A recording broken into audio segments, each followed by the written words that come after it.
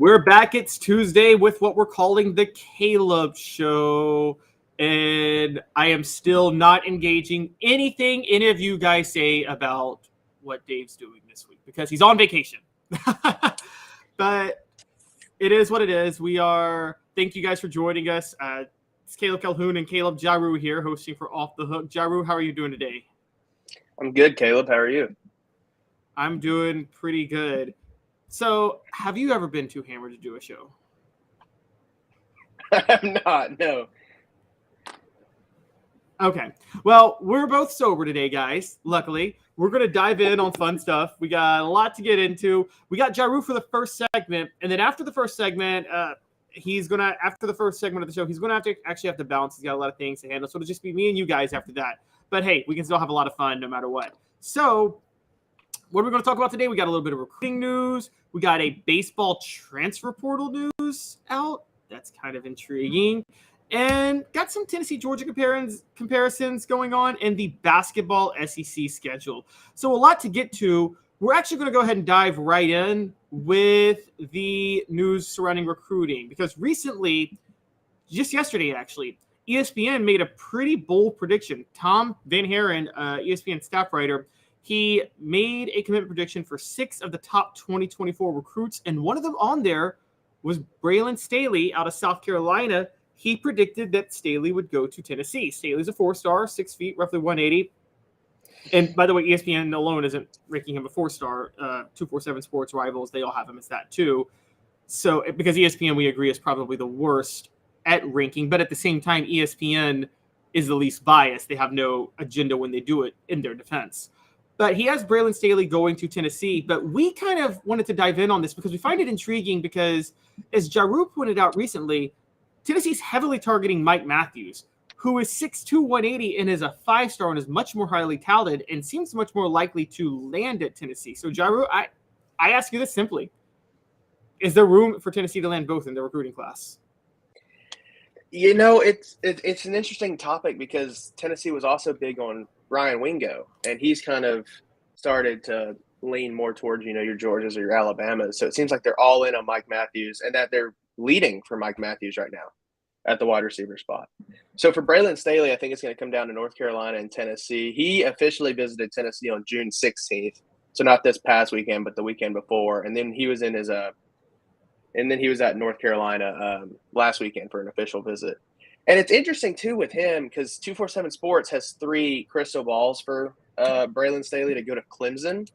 But the Tigers don't seem to be one of his top schools right now. It really does seem to be North Carolina and Tennessee. So you brought up an interesting point as well. If you take Braylon Staley and Mike Matthews, could Staley maybe specialize in more of a slot role? He's 6 foot, 180 pounds. You have to assume he's more of a fast guy compared to Mike Matthews' size and speed you could use on the outside.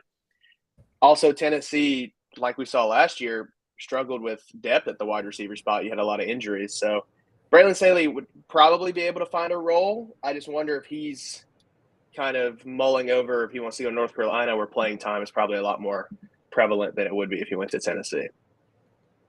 Yes, but if you can get on the field at Tennessee, you're going to get turned into an NFL receiver. So, I mean, it's one of those where you take one, you take the other, you just kind of try to figure out what's going on with that. But yeah, I would assume that, okay, so right now Tennessee in their slot role at receiver, they have obviously Squirrel White, Dante Thornton, but there is room for a long-term future prospect at the position, and so you could theoretically see room for Braylon Staley. But I'm with you. Just because he's 6 feet doesn't mean that he's like a speed guy. We are just assuming that, so we don't know for sure. Maybe the rating is based on an assumption that he'll grow into what he's grow into a 6'2", 6'3" guy. We don't know. But so my question for you is, if you are Josh Heupel, do you consider maybe not taking Braylon Staley or maybe being a little distant because you're worried that if you land him, you won't land Mike Matthews? So Staley is committing this Friday, and Matthews is likely going to be a end of July, August commitment right before his senior year of high school. So that is something that they're probably thinking about. I don't think, and we see Tennessee do this a lot right now in their recruiting as well. Tennessee doesn't host as many guys on official visits as Alabama and Georgia does, but that's not because the prospects are turning down official visits. It's because they're not offering out as many official visits as you would sort of expect. So I'm of the mind that you can't put all your eggs in one basket, because what if Mike Matthews wakes up one morning and decides he doesn't want to commit to Tennessee and wants to commit to, somewhere else that's recruiting him. So that worries me if they do put all their eggs in the Matthews basket and then you don't land Matthews, because now you're kind of left high and dry on all of your receiver targets, because Wingo seems to sort of be a long shot at this point, sort of for Tennessee. They seem to be falling behind in his recruitment as well. And to go off of the slot thing, he ran 100-meter dash times of – Braylon Staley ran 100-meter dash times of 11.24 and 11.51. So the speed is there. I don't know if I'd say it's necessarily run you off the field speed that you want, that Josh Heupel wants at that slot position, like you think of with Squirrel White. But I don't know. This is a very interesting one, and I assume if ESPN knows enough to put him in their list of prospects, because ESPN's recruiting usually isn't as up to par with, obviously the recruiting websites, then he seems to be a hard lean at Tennessee. I just don't know how that would work if Tennessee ends up taking multiple wide receivers. Yeah, I agree. It seems, and also if you're Tennessee, and this is where recruiting rankings become a lot very, very sketchy, put it that way, which is that a lot of times you'll see recruiting rankings where programs loaded up on positions they didn't need. So if Tennessee gets a top 5 class because they have 6 4-star wide receivers or higher in the class, well, that's not going to mean that much, because 3 of them are going to transfer and not really play. I will say that it's funny you bring up Ryan Wingo. I actually thought he would have been leaning Tennessee more, but particularly being from Missouri, which is, as we know, Josh Heupel developed a reputation as an offensive coach when he was coaching at Missouri, and Ryan Wingo's from St. Louis. But at least according to some sources I'm seeing, he's leaning Georgia, isn't he?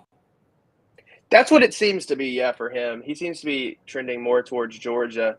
And then it's kind of funny you bring that up, because Mike Matthews, the prospect from Georgia, is leaning towards Tennessee right now.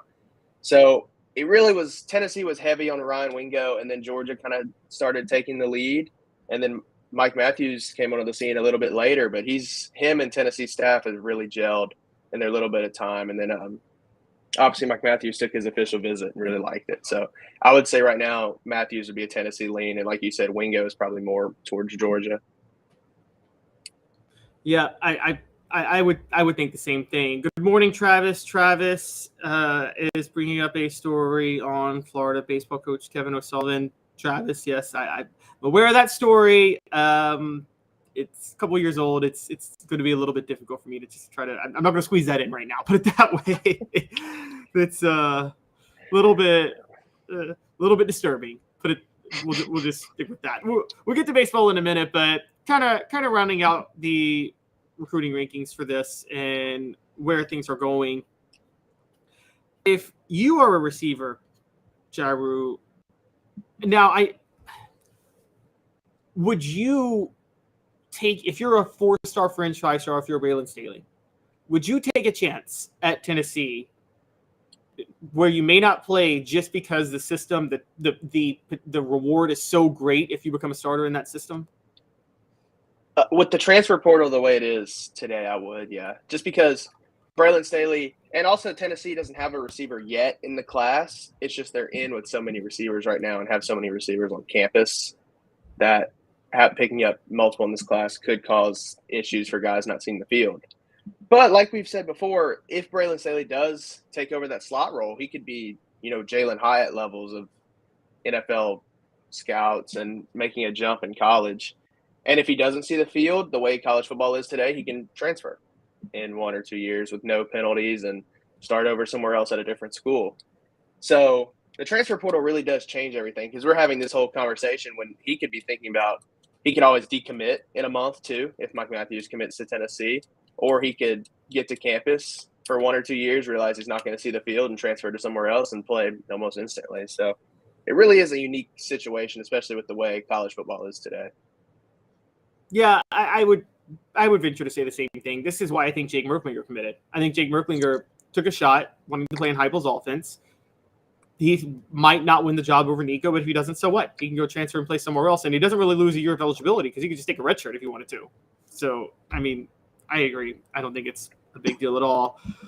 Moving on, we're going to talk a little bit of Tennessee baseball because we had some breaking news this morning. Not Florida baseball, Kevin O'Sullivan drama. That's crazy. But last night was the end of the College World Series.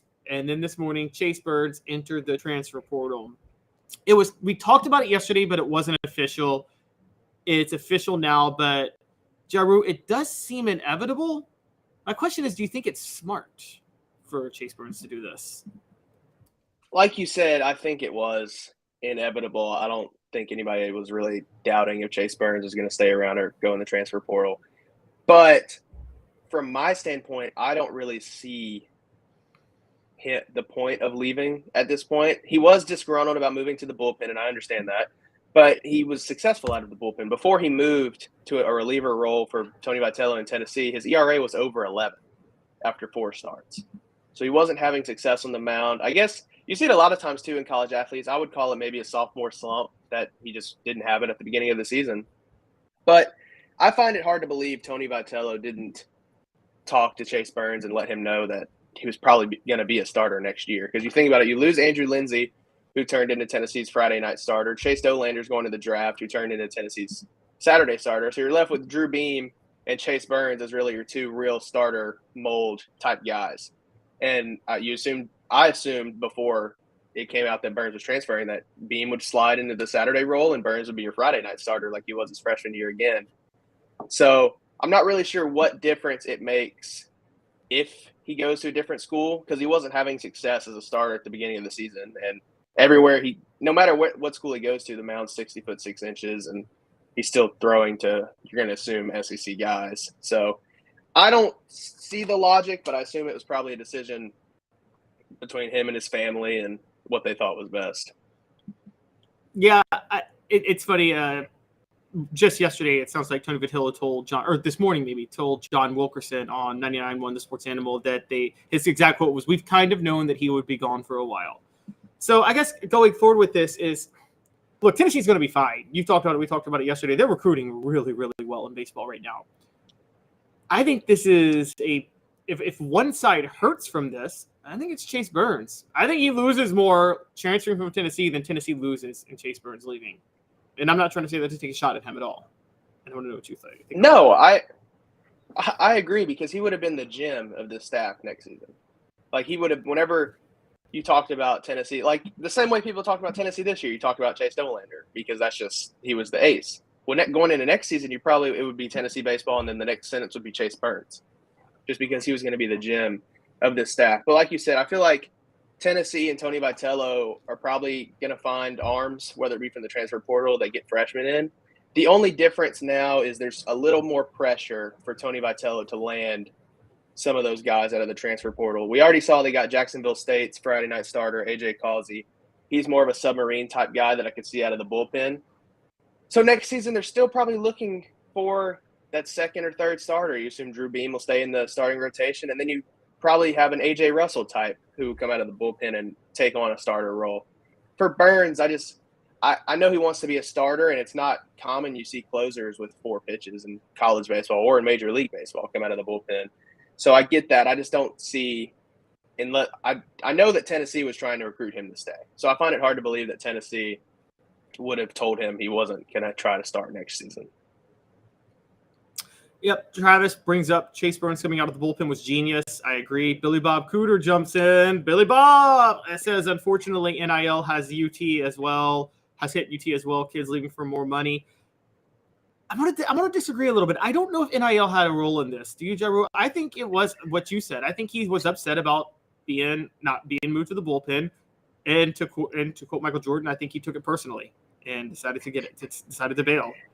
Yeah, I think NIL will determine his landing destination, but I don't think NIL made a difference for him entering the portal. Because like we talked about, I think he was angry after moving to the bullpen. He wants to be a starter. He told us after the final game in Omaha that he wants to be a starter. So I assume he's going to transfer somewhere where he will be a starter. I mean, like you said, Tony Vitello told John Wilkerson this morning on the radio that it was pretty straightforward and that they known he would be gone for a while. So, I mean, it doesn't seem to be like they were offering him money or any rumors like that. It just seems to be he wants to be a starter, and he was mad when he got moved to the bullpen at Tennessee. So I think NIL might determine his landing destination, but I don't see a lot of these kids jumping into the portal because they're not making money at Tennessee. Right. And it's kind of weird that to feel this type of way. Any sport is performance-based, and it was pretty obvious Chase Burns was better from the bullpen than he was as a starter this year. Like, there was really no question about that whatsoever. So it's a little weird that he would feel a certain way, particularly just as a sophomore when he was going to move back into the rotation as a starter probably next year, as you bring up. Now, as far as team chemistry goes, we talk about this. We talked about it with football yesterday.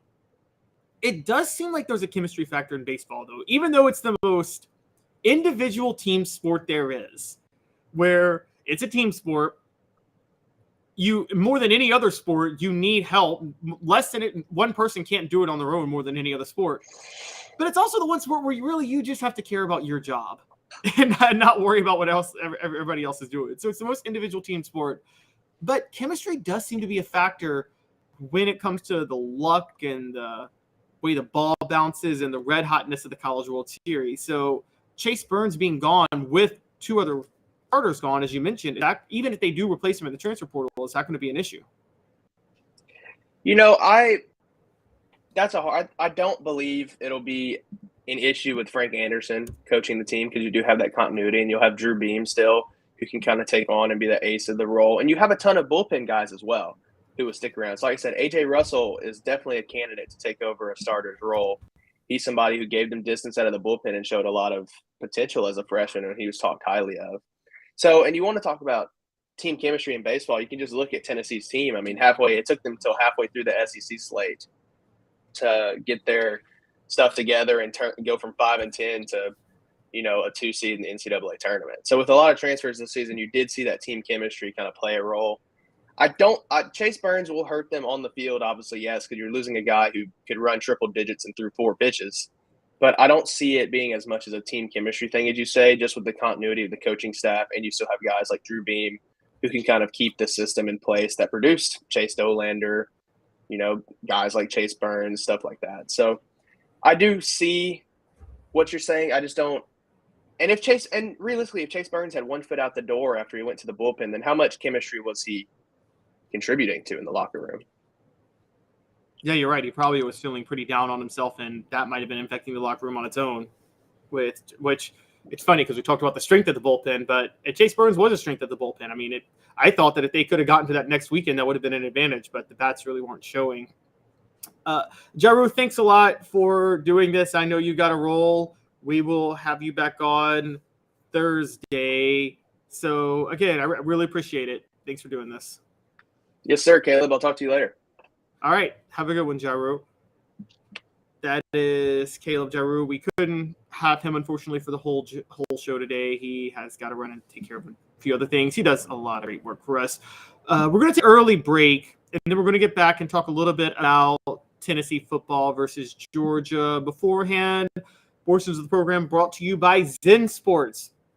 Zen Sports is the new sportsbook in Tennessee, revolutionizing the way you earn sports betting rewards. That means no more deposit bonuses that turn into deposit nightmares. On Zen Sports, what you see is what you get. And with their cash rewards program, you get a lot of cash. For a welcome bonus, earn an unlimited 5% cash back on your betting volume for your first 15 days when you sign up with the code HOOKED. That's HOOKED, HOOKED. That's right, unlimited 5% cash back. Keep betting and keep earning with up to 3% cash back on your betting volume every month after that. And refer friends to earn a percentage of their betting volume as cash rewards too. Zen Sports is bringing the cash back to Tennessee. So if you bet big on sports, you want to be betting on Zen Sports. Zen Sports betting just got better. In 2 minutes, we're going to talk about Tennessee football. We're going to talk about comparing them to Georgia and the explosiveness of the offenses.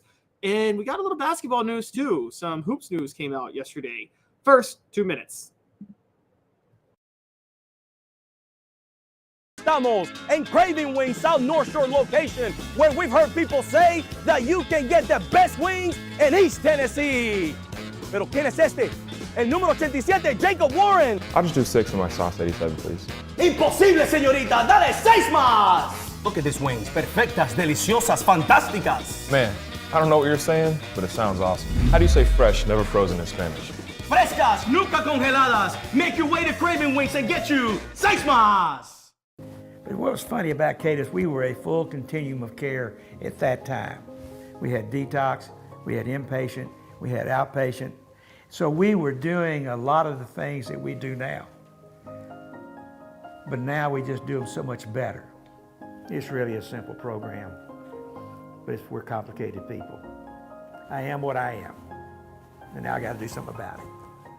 You can take your life back. Call Cadis today. Got cataracts? We can fix that. Never miss another moment.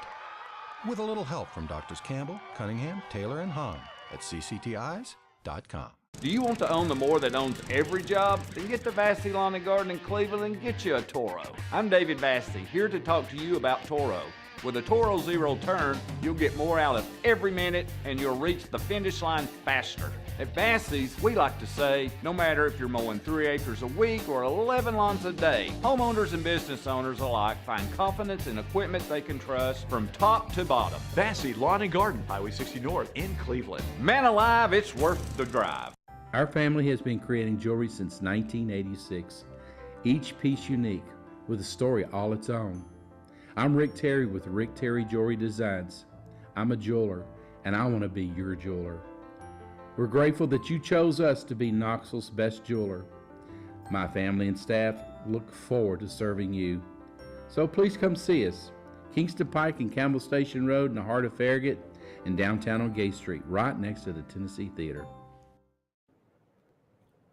Welcome back to Off the Hook Sports. Caleb Calhoun flying solo for the rest of the show. Please hit that like and subscribe button.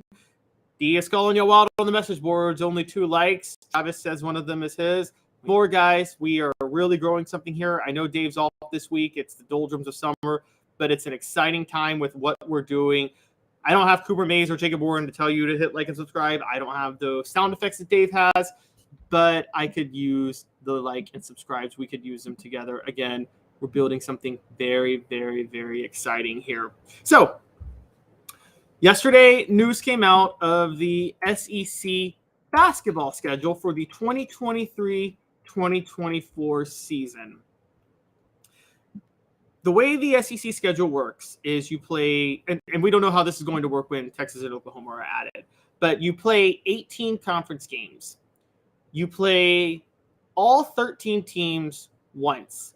You have, that would be 3 opponents that you play twice on a rotate every year, which gets you to 16 games. And I believe Tennessee's are South Carolina, Kentucky, and Vanderbilt. Those are the annual ones. And then you have, on a rotating basis, 2 other teams you do a home and home with.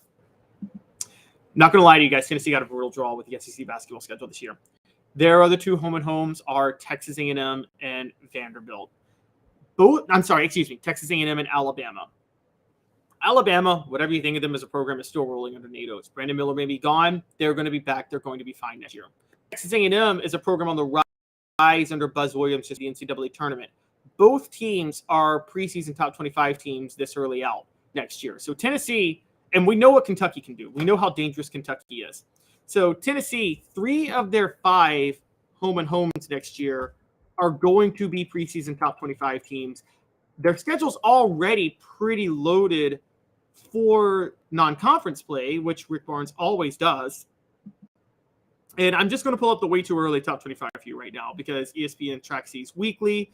This is probably the best source you can get. To their credit, Tennessee is at number 6. So Tennessee is actually higher ranked than any of these teams we're talking about right now. But other SEC teams are Arkansas at number 14, Alabama at number 18, Texas A&M at number 19.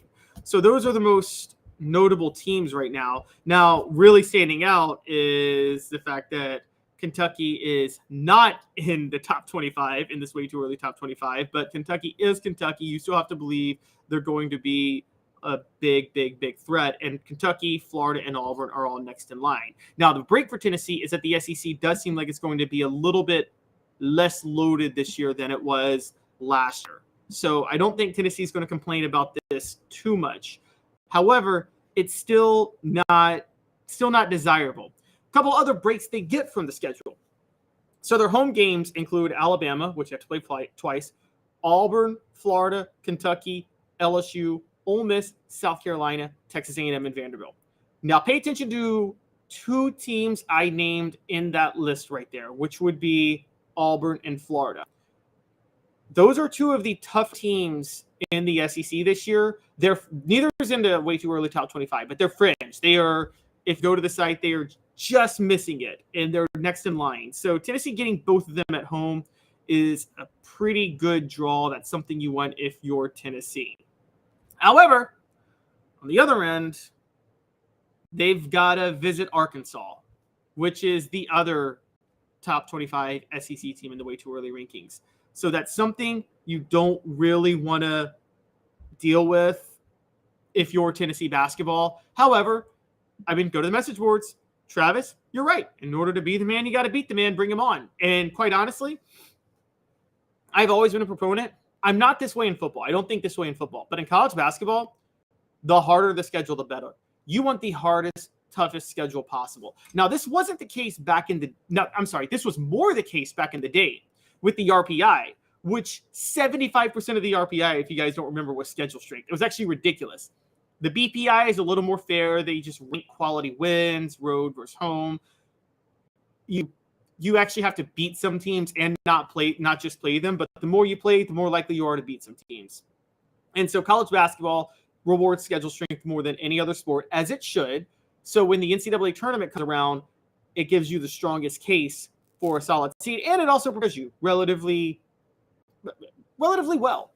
And Rick Barnes has done a great job preparing for Tennessee basketball. He always does when it comes to non-conference play, and now Tennessee has a pretty rough draw of conference play relative to the SEC. As we're talking about having some issues this year, it's not going to be, at least based on preseason rankings, it's not going to be as deep. Other teams Tennessee plays, they've got non-conference play against NC State for the Hall of Fame game in San Antonio on Saturday, December the 16th. They host Illinois on Saturday, December the 9th. And they have a visit to Wisconsin on Friday, November the 10th, which I believe is going to be their opener. Now, that's going to be an intriguing game. Plus, they've got the Maui Invitational on November 20th, 21st, and 22nd. That's a Monday through Wednesday. So Tennessee's going to have their fair share of tough college basketball games. But I will say this is a bit of a rough draw based on the two teams that they got, which is, again, Texas A&M and Alabama.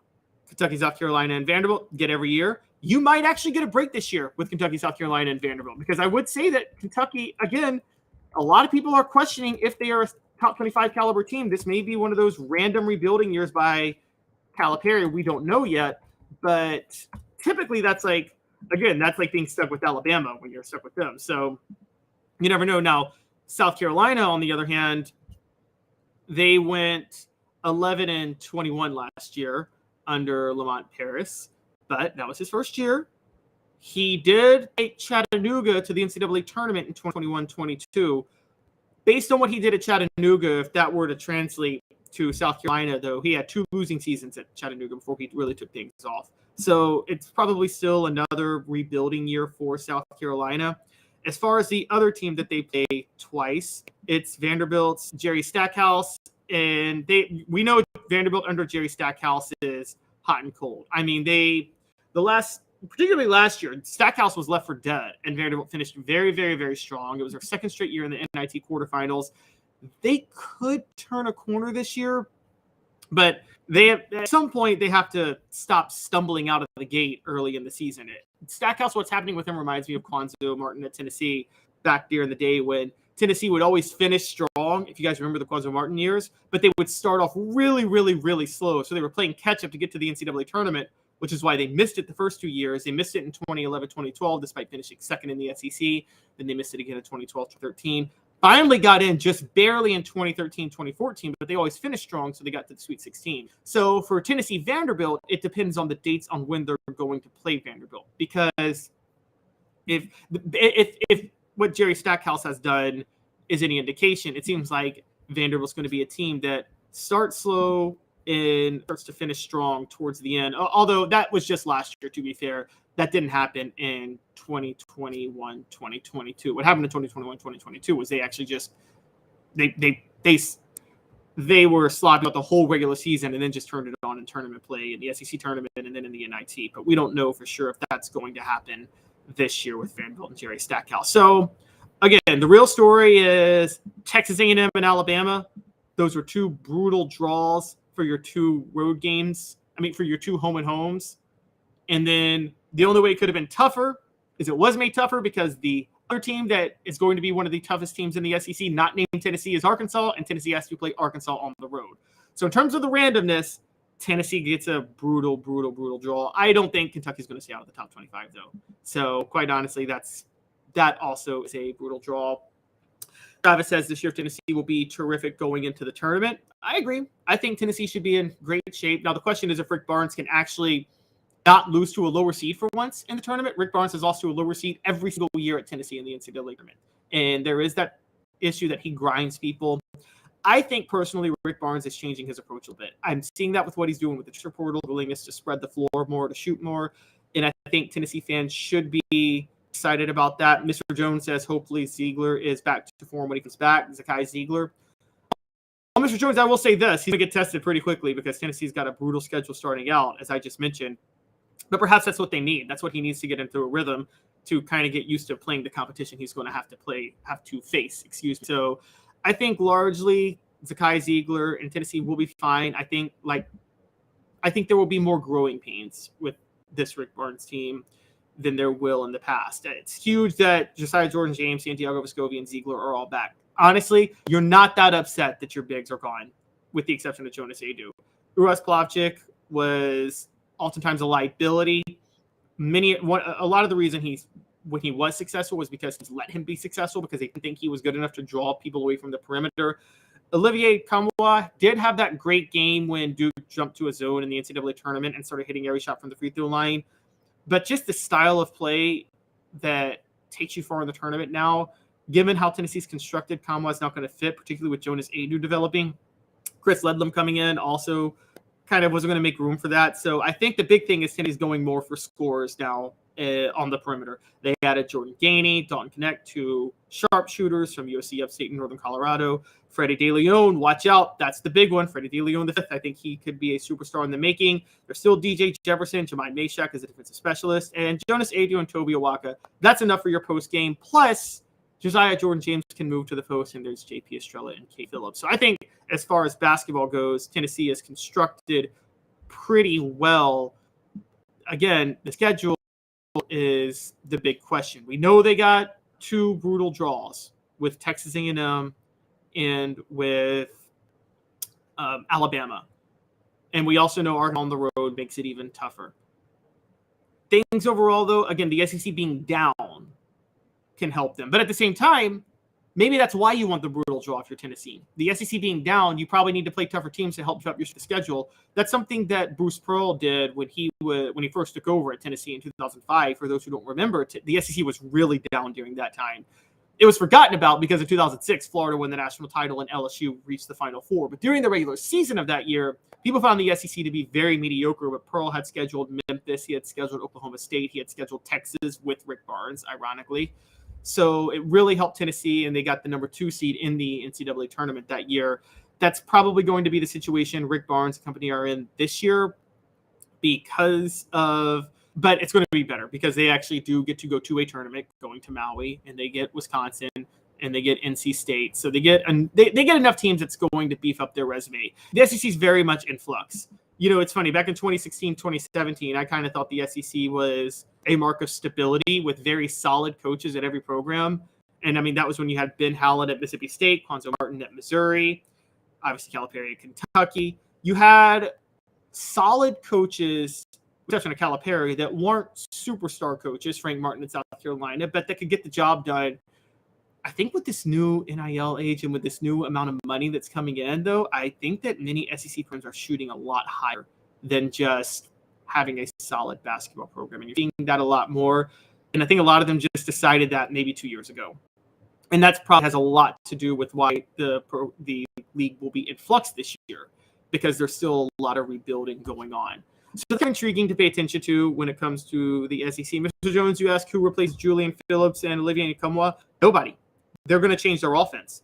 Jonas Aidoo is going to be really the only true post player. If you look at the starting lineup, my prediction is that Jonas Aidoo plays in the post. And then he runs 4 perimeter guys: Zakai Ziegler, Josiah Jordan-James, Santiago Vescovi, and I'm going to say Freddie DeLeon. Now, of those 4, James would be if you need a second guy in the post, James can switch down. But that's what I think they're going to do more than anything else. I think Rick Barnes is going to play a little bit of small ball. Before we move on, portions of the program brought to you by crafttreats.com. I'm sorry, brought to you by Craft Treats. Crafttreats.com is your home for the best pet treats in the world. They even have CBD-infused treats that can minimize your pet's digestive, arthritic, or anxiety issues. Use the promo code Off the Hook. Crafttreats.com. My dog, he's not at the age yet where he has digestive arthritic issues, but he does have anxiety issues a lot. Craft Treats can help chill your dog out. If your dog's nervous about a lot of things. For instance, my wife, when she's alone with my dog, my wife is very annoyed. She watches all the Dateline stuff. And so then she's got a dog who's got anxiety. It's not good for them together. They need Craft Treats for him. So at least one of them can be calm because they just feed off each other's anxiety. So crafttreats.com for the best pet treats in the world. So moving on, let's compare Tennessee football and Georgia a little bit, because there are a couple of intriguing stories that I want to get to that kind of tie together. The first one is that Brad Crawford of 247, our man Brad Crawford, we criticized him yesterday. I don't know if we're going to criticize him today, but he had an interesting take when he ranked the most explosive offenses in the SEC, the top 7. Tennessee came in at number 2, and he said the projected offensive strength would be explosive plays, named Dante Thornton and Joe Milton as the guys coming in, and he also mentioned Jalen Bright and Jabari Small and the need for them to produce to make the offense go. However, intriguingly enough, he named the Georgia Bulldogs the number 1 explosive offense in the SEC. Yeah, you heard that right. The number 1 explosive offense, not the best offense, the explosive offense. This was shocking to me. This was absolutely shocking to me. Because if you want to say Georgia's offense is better and more efficient than Tennessee's, I can get with that. We saw that last year when Tennessee and Georgia played. They moved the ball so well. Georgia loses a lot of talent from that offense. But I can understand if that's how you feel. But to say they're more explosive than Tennessee, I think is a little weird. He says that just strength is their offensive line. What's throwing me off about this is, okay, if their strength is their offensive line, they're not going to be explosive. They're going to run the ball. Now, to Crawford's credit, he mentions Carson Beck at quarterback and 2 wide receivers, Dominic Lovett and Robert Thomas, to suggest that Georgia's going to be a little bit more explosive this year than in the past, particularly with Brock Bowers as the headline grabber at tight end. And the offensive line should allow for them to be explosive. I have to be honest, I think one thing could hold back their explosiveness, and that is Mike Bobo. Travis, as you just mentioned on the message board, and I was getting there. Yes, Mike Bobo is the most overrated coach, the most overrated coordinator in college football. I won't say overrated coach. I think Steve Sarkisian might be the most overrated coach, but that's a story for another day. Mike Bobo, I don't understand how he keeps getting jobs. He was under Mark Richt, and then that was Mark Richt's offense, and he's getting credit for Mark Richt's offense, and we're forgetting Mark Richt got fired. Mike Bobo goes to Colorado State. It doesn't work out. Colorado State never had a top 25 offense in 4 years. And here's my rule if you're an offensive coach. If you're a good offensive coach, then when you're at a non-Power 5 school, you should always have a top 25 offense. Always. I'm not saying in your first year. I'm not saying when you're building the program. But when you're at your best, when the program's where you want it to be, your offense should be in the top 25. Mike Bobo's offense never was. That is a giant red flag. I think he's going to make them even less explosive than Todd Monken did, because Todd Monken was great with analytics and smart with how he went about things. But Todd Monken could have been explosive if he needed to be. Kirby Smart didn't want it. So I don't agree with the idea that Georgia's offense is more explosive than Tennessee's. Again, maybe better, not more explosive. Heck, I would put money on LSU's offense being more explosive than Tennessee's, Ole Miss's offense being more explosive than Tennessee's, Arkansas's offense being more explosive than Tennessee's, and maybe even South Carolina's. I'm not saying any of them will be, but they're more likely than Georgia, because Georgia's offense won't be explosive this year, even if it's the best. I don't think either is true, though. And I'm sorry, Tennessee's offense is going to be the most explosive in the SEC. But with that, we've got another story that came out, and this is on Athline, and Steve Lassen had an interesting take. He ranked he looked at college football's biggest trap games for playoff contenders. Now, he didn't consider Tennessee a playoff contender. Tennessee was not in. There were 14 teams that were named playoff contenders. Tennessee, not one of them. Somehow Notre Dame was, Oregon, Clemson, Texas, Utah, Washington, Penn State, Florida State, LSU, Ohio State, USC, Alabama, Michigan, Georgia. Those are the playoff contenders. However, even though he didn't have Tennessee as a playoff contender, he said Tennessee is one of the two biggest trap games for Georgia in 2023. The other one being Auburn. Georgia has to visit Auburn September the 30th, Tennessee November the 18th. Now, I'm going to be hypocritical here, because should every trap game team be a playoff contender? No. Obviously, being a team that be a trap game versus being a playoff contender are two different things. However, if you are Tennessee and you are a trap game for Georgia, that means you can beat Georgia. If you can beat Georgia, you're a playoff contender if you're Tennessee, because if you look at the rest of Tennessee's schedule, there is absolutely nobody on the schedule that they're guaranteed to lose to. So I think what drives me crazy about this list, outside of the fact that Florida State is on it, and you guys know how I feel about Florida State, I think they're massively overrated. The same holds true for Texas. I think what annoys me the most about it, if Tennessee can beat Georgia, which you are saying that by the fact that they're a trap game, then you have to believe that they're a playoff caliber team. Because outside of maybe making the case that they can't beat Alabama, there's nobody else that they can't beat on this list. Now, I think they can beat Alabama. But if you're Steve Lassen and you think they can't beat Alabama, fine. But there's nobody else you reasonably think they can't beat on this list. There's Virginia, Austin Peay, at Florida, Texas San Antonio, South Carolina, Texas A&M, at Kentucky, UConn, at Missouri, and then Vanderbilt to close out the year. They'll be favored in all 10 of those games. And right now, they would be favored in all 10 of those games. The only ones they'd be underdogs in are Alabama and Georgia. And if you think they can beat Georgia of those two, that would theoretically be an 11-1 team that wins the East. How do you not think that they can go to the playoff? I mean, I'm sorry, that doesn't make sense to me. It's blowing my mind. And I'm sorry. I think that this makes no sense. I think if Tennessee can beat Georgia, the question of the season is if Tennessee can beat Georgia. And if they can beat Georgia, there's absolutely no reason that they can't go to the playoff. I think this is absolutely ridiculous. So Lassen says of Georgia's 12 regular season matchups, this game in Knoxville is likely to be the closest in terms of spread. Can the Volunteers' high-powered offense find a way to move the ball? Bulldogs standout defense. Okay, relative questions. Fair questions. Alabama, by the way, their two trap games are considered Tennessee's other foe on here. Their two trap games are considered Texas A&M and Auburn, both on the road. There's a lot of talk of, by that point, Auburn will be rolling under Hugh Freeze. Again, Auburn can be trap games for Alabama and Georgia, but nobody believes reasonably they're going 10-2. There's really not a path for them to go 10-2 or 11-1. And the Texas A&M game is called a trap game because they almost won last year and then beat Alabama 2 years ago. But I think the Texas A&M is going to come off the rails under Jimbo Fisher. LSU is another SEC team. They have a trap game that's considered at Ole Miss. I mean, I agree, and I actually think Ole Miss should be a trap game for Georgia if we're looking at trap games for everybody. And then Duke is considered a trap game for Notre Dame, Arizona for Oregon State, Syracuse and NC State for Clemson. Kansas considered a trap game for Texas. Texas should not be on this list. Baylor and Arizona, both on the road, are considered trap games for Utah. Michigan State and Oregon State are considered trap games for Washington.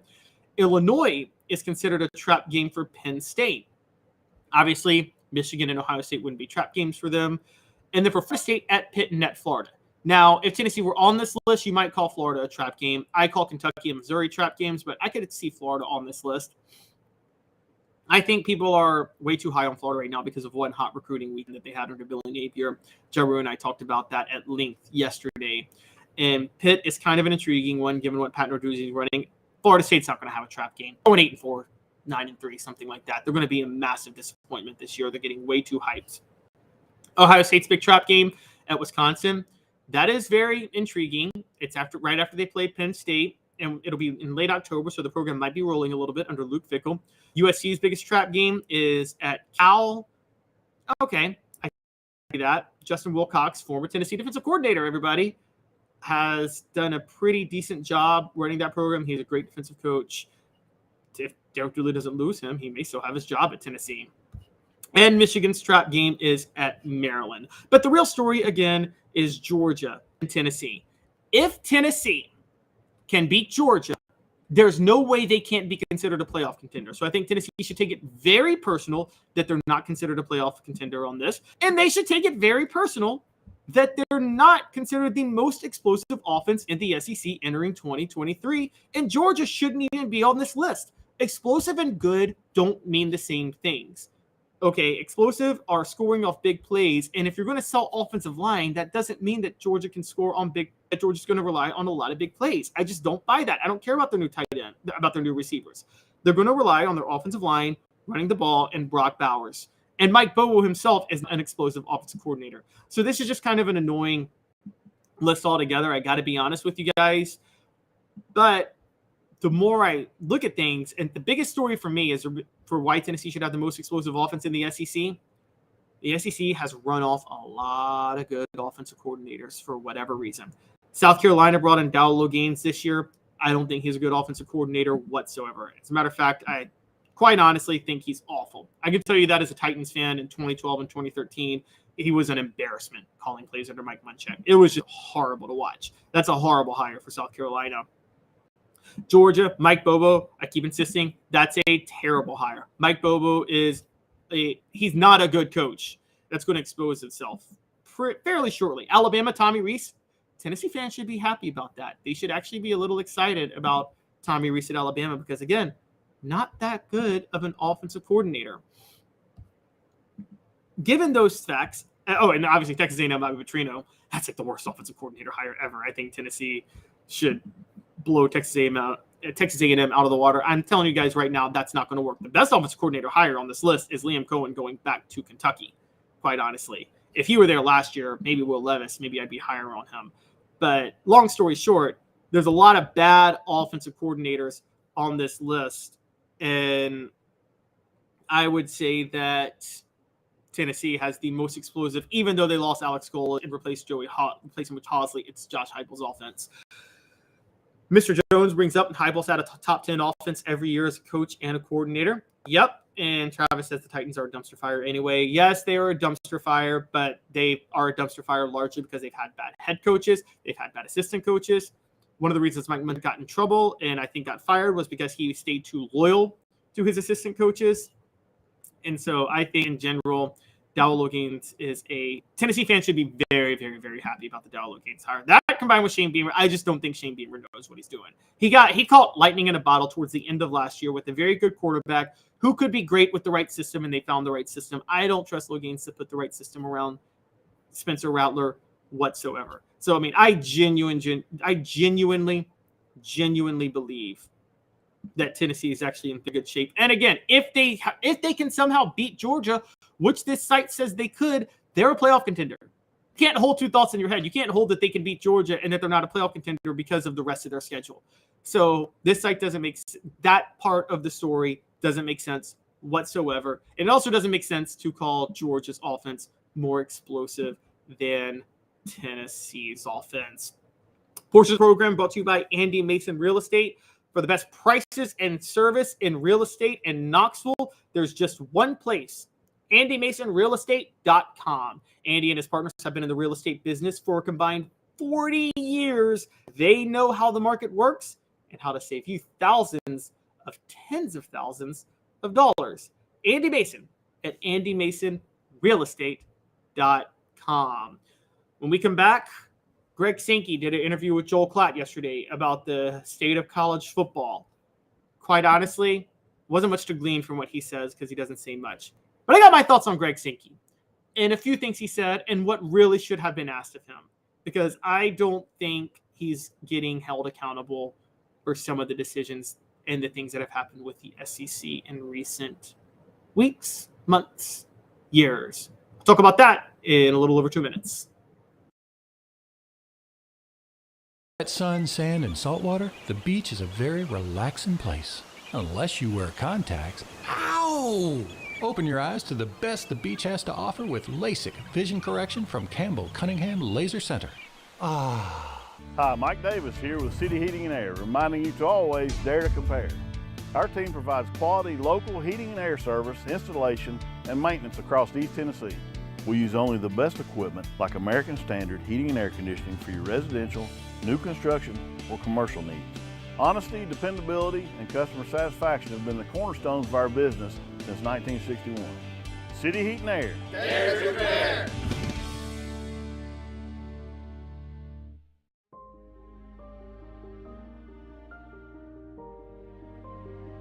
Our family has been creating one-of-a-kind pieces of jewelry in West Knoxville since 1986.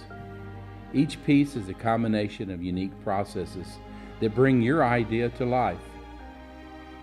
Every day in our shop, a truly special item with a story all its own is being manufactured in our facility, bringing the history and family sentiment into a whole new generation of life. We're grateful that you chose us to be Knoxville's best jeweler, a title that we value and respect. Because to me, being a jeweler and owning a jewelry store are not the same thing. I'm Rick Terry. I'm a jeweler, and we want to be your jeweler. Kingston Pike and Campbell Station Road in the heart of Farragut, and downtown on Gay Street right next to the Tennessee Theater. When you want a hard cider that's easy to enjoy, one that's crafted to perfection, you need Tennessee Cider Company. Some say it's the signature cider of the South. Others say it's the cure to your craving. They all say you'll savor every sip. With a selection of ciders free to sample, all it takes is one taste. Visit tncidercompany.com for more information, as well as to shop our ciders and merchandise online. Thirsty yet? Doors open at 10 a.m. Welcome back to the show. Please hit that like and subscribe button. Caleb Calhoun still flinging solo for Dave Hooker this week. I'm not solo all week, don't worry, but I have to be today. Jarreau was on in the first segment. If you guys want to go back and check that out, we talked a good bit about recruiting and Chase Birds entering the transfer portal. Travis says he wasn't expecting Calhoun with the Cajun spelling to make it on the show today since LSU won the World Series. Hashtag hangover. Travis, I did not celebrate LSU winning the World Series. I am not an LSU fan. I am a fan of facts. And the facts are LSU right now is probably the biggest threat to Tennessee in terms of NIL and staying ahead of the curve on things. And their football program, again, LSU is the best job in America. So that's all that is. I'm sorry. That is the truth.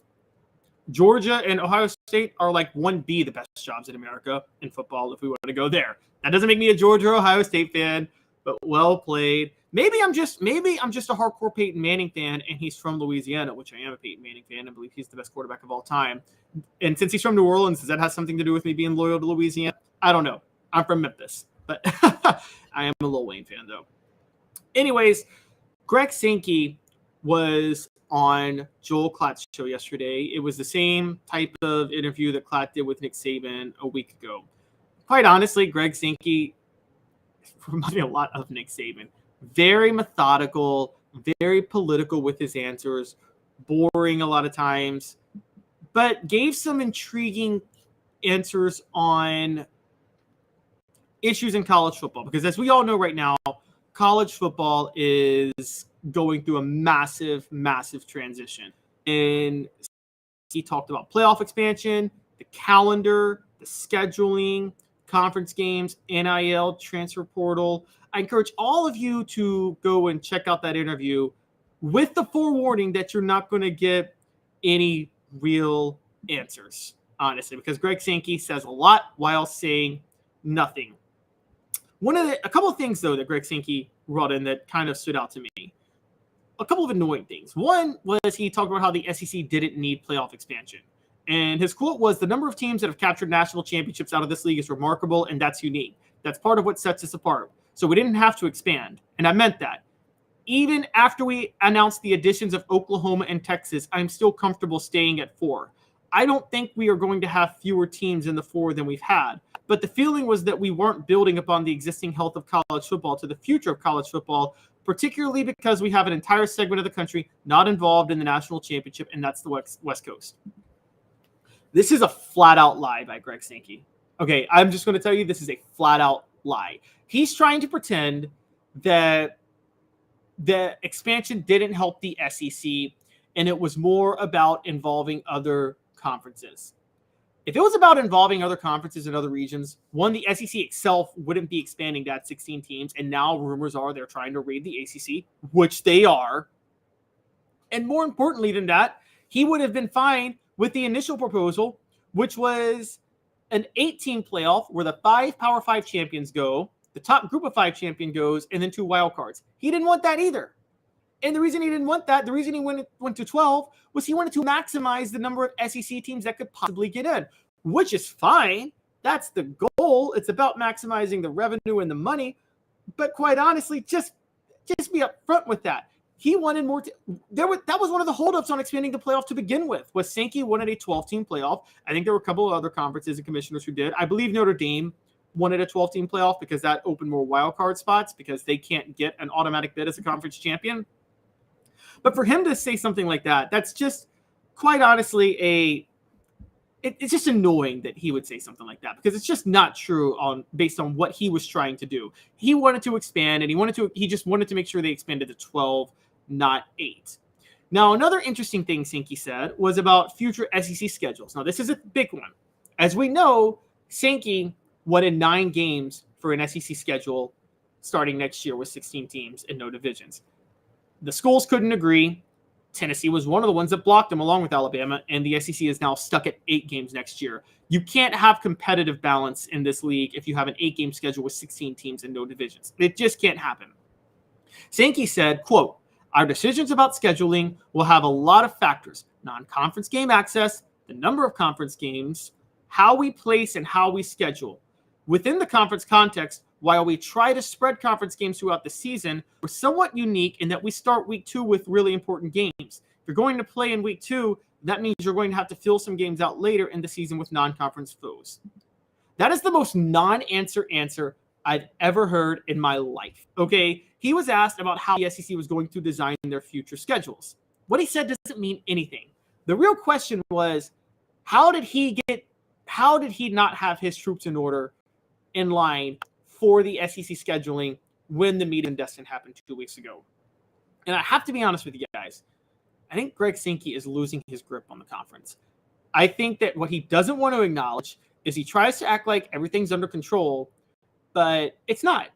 They added Texas and Oklahoma, just really quick. Texas and Oklahoma asked to join the league, it looks like, and Sankey added them after having already signed that big deal with ESPN and ABC that they're locked into for 10 years, while the Big Ten has a TV deal worth twice as much that they'll get out of in 7 years. So before the SEC gets its next conference, before the SEC gets its next TV deal, the Big Ten will be on into its second deal, while its first one is already more than twice as much as the SEC's now. He got played. Greg Sankey doesn't want to admit this, but he got played. He got played by the Big Ten. He got played by the networks. He got played by ESPN. And he played himself by not being prepared for how the league was going to go about scheduling when it added Texas and Oklahoma. And a lot of these questions need to be asked of Greg Sankey, honestly. And he's saying a lot without saying much and without saying anything. And I think there's a lot of wanting to try to get interviews with him, understanding that he is right now the pantheon of college football because his decision-making, a decision he makes carries more weight than a decision anybody else in college football makes right now. But that's all the more reason to ask him how he could get played by Kevin Warren and the Big Ten, how he could get played with not being prepared with Texas and Oklahoma joining the league. I mean, guys, I don't know what's going to happen beyond 2024, but if they don't hash this out quickly, there will be some Tennessee will not be playing Alabama in 2025. That rivalry's gone. Okay, because you can't stick with an 8-team schedule in the SEC. You have to go to 9. So I think Greg Sankey is getting away with a lot right now. And he said a lot while saying nothing in this interview yesterday. And I think he needs to be called out for it. I mean, he didn't even answer if all conferences should go to the same scheduling. He was asked about that. He was talking about the challenges presented by NIL. I mean, and all he said with NIL was that, kids spend a lot of money when they have it when they're 18 or 19. Okay, so how do you address it? I mean, again, he's not saying really anything. And I think the thing that's concerning if you're an SEC football fan is I don't think he's getting out ahead of this stuff either, guys. I really don't. I think Greg Sankey is Greg Sankey took over the best product in America, which is SEC football. The best product in America. It's the most valuable product, in opinion, in America. Wasn't that hard to mess up? And I don't think he messed it up.